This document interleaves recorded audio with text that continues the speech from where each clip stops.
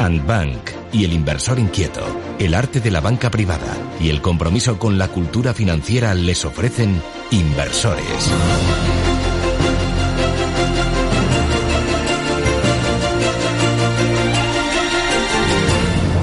Pues continuamos en Es la Mañana de León y como cada viernes, pues ya saben que reservamos este espacio para hablar de cultura financiera.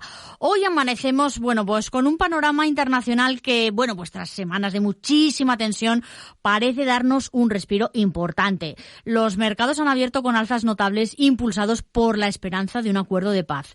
El epicentro de la noticia, pues está sobre todo en Islamabad, donde las negociaciones entre Estados Unidos e Irán, parecen avanzar a buen paso. También el presidente Donald Trump ha afirmado esta misma madrugada que es probable que este mismo fin de semana se produzcan contactos definitivos. Una de las consecuencias más directas, el petróleo ya se sitúa por debajo de los $100, reaccionando a la posibilidad de que el estrecho de Hormuz se abra de nuevo al comercio mundial. Como ven, muchos movimientos en el tablero geopolítico que también terminan afectando a nuestra realidad más cercana. Pero como siempre, para poner orden y analizar estas cifras con calma y sobre todo, saber cómo afecta también esto a nuestra economía doméstica, saludamos ya a María Jesús Soto, directora de Andbank León. María Jesús, ¿qué tal estás? Muy buenos días. Buenos días, Leticia. Buenos días a todos. Pues muchas gracias. Como bien dices, una semana intensa, la verdad, como todas, si os dais cuenta.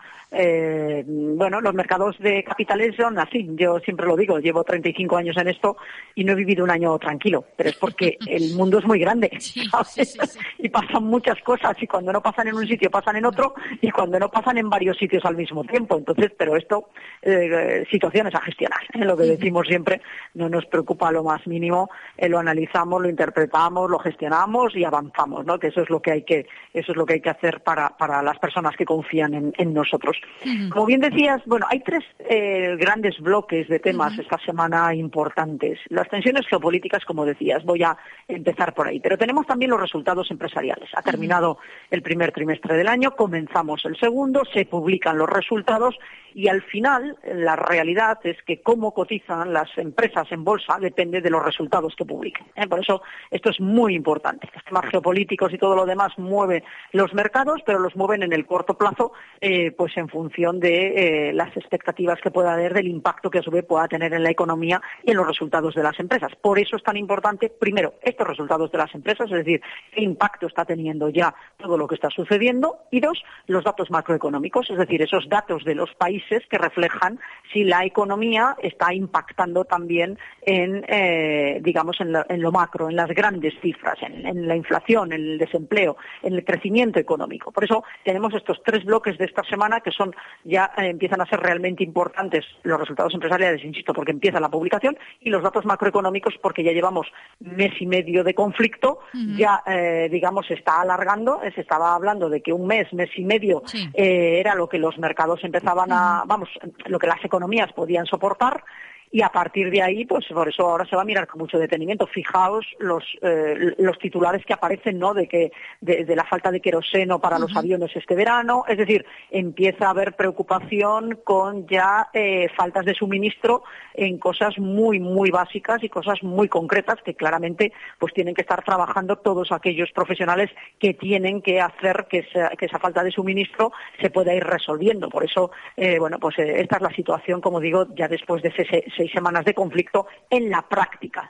Para los mercados de capitales, lo que puedo deciros es que están marcando máximos históricos, el Standard & Poor's está en máximos históricos, el Nasdaq a tiro de piedra, es decir, los índices americanos, el Dow Jones se queda un poquito por detrás, pero los índices americanos en máximos históricos. Todavía los europeos no han recuperado toda la caída de las 6 semanas de conflicto, pero lo cierto es que están ya relativamente cerca y esta semana ha sido de una subida espectacular en los mercados. Por eso, una vez más, las personas que se han salido de los mercados, que han creído que había que salirse hasta que esto se tranquilizara más, a que fuese, pues ya se lo han perdido todo, ¿no? Es decir, esto es un hecho. Es decir, han salido con pérdidas y se han perdido toda la recuperación. Una vez más, pues les da un golpe, una colleja seria a los inversores que no respetan los horizontes temporales morales de sus inversiones, que no están bien diversificados, que no están bien asesorados, que no gestionan con los mejores profesionales. Bueno, pues al final esto termina costando mucho dinero, ¿no? Lo que decía yo un día cuando hablamos aquí de los costes de los servicios financieros, ¿no?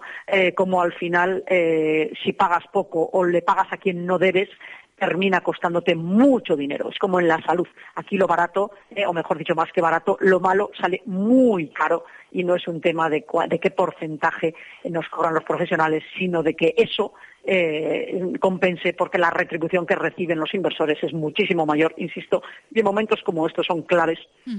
La diferencia de los servicios que se reciben y de los profesionales con los que se trabaja. Las tensiones geopolíticas, como bien decías, esta semana se han calmado, y eso que el fin de semana, veníamos de un fin de semana en el que se habían roto las negociaciones. Es decir, acordaos que el domingo se marchaba el vicepresidente americano después de haber estado negociando durante todo el sábado, buena parte, y se fue sin nada para Estados Unidos.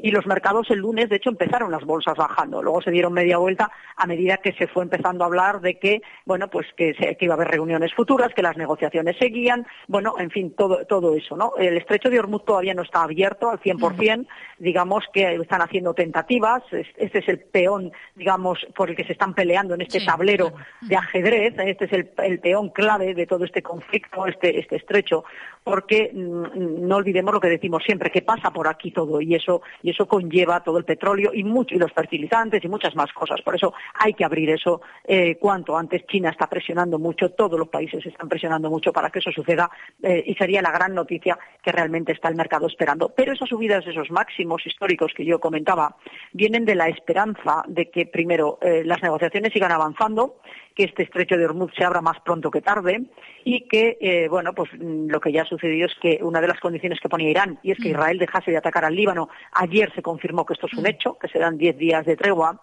Y lo que tenemos que tener presente es que las negociaciones se van a alargar meses. Esto es un hecho. El anterior presidente de los Estados Unidos que negoció con Irán fue Obama, y Obama duró un año de negociaciones para ligeros o ciertos avances.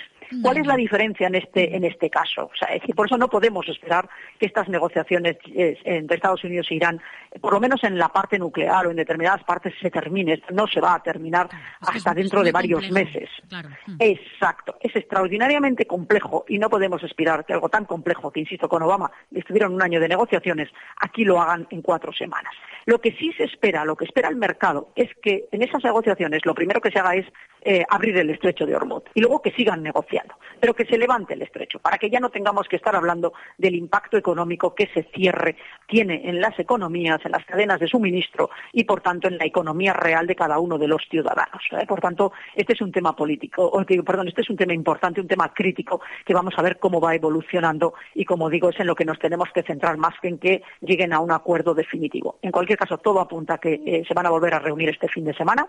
Vamos a ver qué sale de ahí, y lo cierto es que los mercados están con cierta cautela, porque da mucho vértigo estas subidas tan vertiginosas que hace el mercado, y porque cualquier noticia negativa con tanta volatilidad sabemos que puede provocar una caída, que por otro lado, y como siempre, son oportunidades de compra, ¿no? Con lo cual, para los gestores y para las carteras que estamos construyendo, en cuanto cae el mercado, compramos, sube, esperamos, cae, compramos más, seguimos esperando cuando sube. Bueno, en esa construcción que se llama de las carteras nuevas y de aprovechar las oportunidades.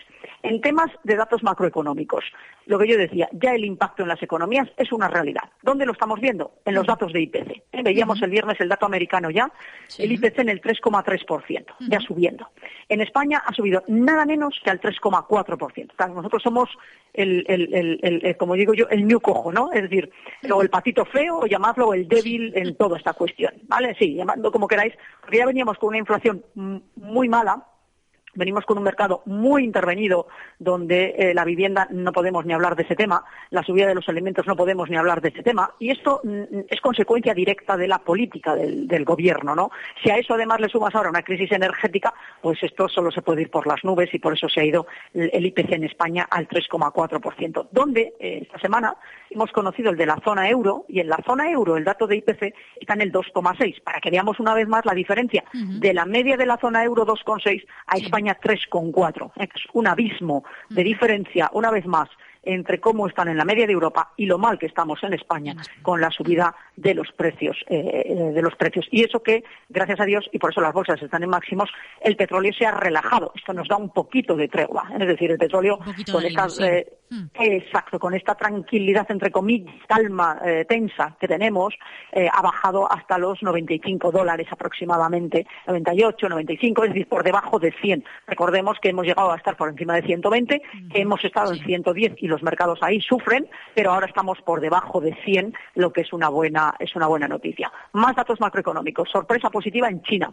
China ha publicado este año que su economía está creciendo en torno a un 5%. Esto está por encima de lo que estábamos esperando, por tanto es una buena noticia. También hemos tenido buenas noticias en Estados Unidos con el empleo semanal, es decir, las peticiones de subsidio de desempleo que se publican cada semana han sido mejores de lo que el mercado estaba esperando. Por tanto, la economía americana está resistiendo, está aguantando, y eso que el Fondo Monetario Internacional ha dicho esta semana que hacía previsiones para recortar el crecimiento mundial en general con todo el tema del conflicto en Irán. Y ya finalmente el último tema, los resultados empresariales, un tema que comenzaba esta semana en Estados Unidos con los grandes bancos, JP Morgan, JP Morgan, Bank of America, también los pequeñitos, es decir, sobre todo el sector financiero americano ha publicado esta semana datos muy positivos, lo que ha ayudado, como decimos, también a las bolsas, pero sobre todo ha ayudado porque el sector financiero, el sector bancario americano, tiene un problema y sus resultados no son, y empieza a hablarse de que puede afectar al crédito al consumo, es decir, que restringen el crédito al consumo.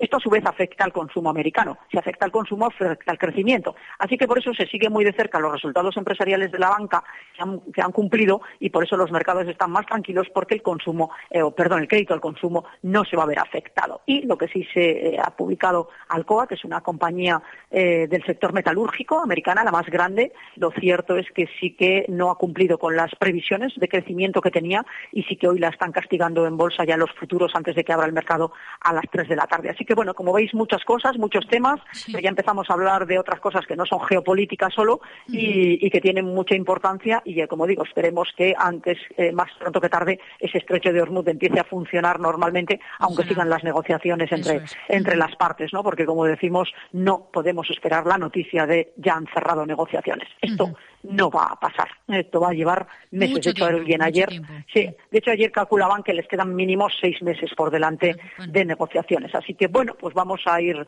viendo. Así terminamos esta semana central del mes de abril. Y bueno, vamos a por la tercera semana de abril, que será la próxima, a ver qué novedades nos trae. Bueno, a ver si siguen estos mercados tranquilos. María Jesús Soto, directora de Ant Bank León, muchísimas gracias siempre por ayudarnos a traducir siempre esos grandes titulares internacionales más a la realidad de nuestros bolsillos. Te deseamos un excelente fin de semana y muy pendientes eso de lo que ocurra en Islamabad y bueno y todo esto. Así que bueno, no lo escucharemos también y lo resolveremos y lo pondremos contigo sobre la mesa la próxima semana. Así que lo dicho, muchísimas gracias, María Jesús. Leticia, un beso fuerte y buena semana para todos. Gracias. Ant Bank y el inversor inquieto. Venga a visitarnos y le haremos un estudio sin compromiso para que descubra en quién puede confiar. Le esperamos en la avenida Independencia 14, segunda y quinta planta del edificio Emperador. Teléfono 987 21 9494. Ant Bank y el inversor inquieto. El arte de la banca privada y el compromiso con la cultura financiera.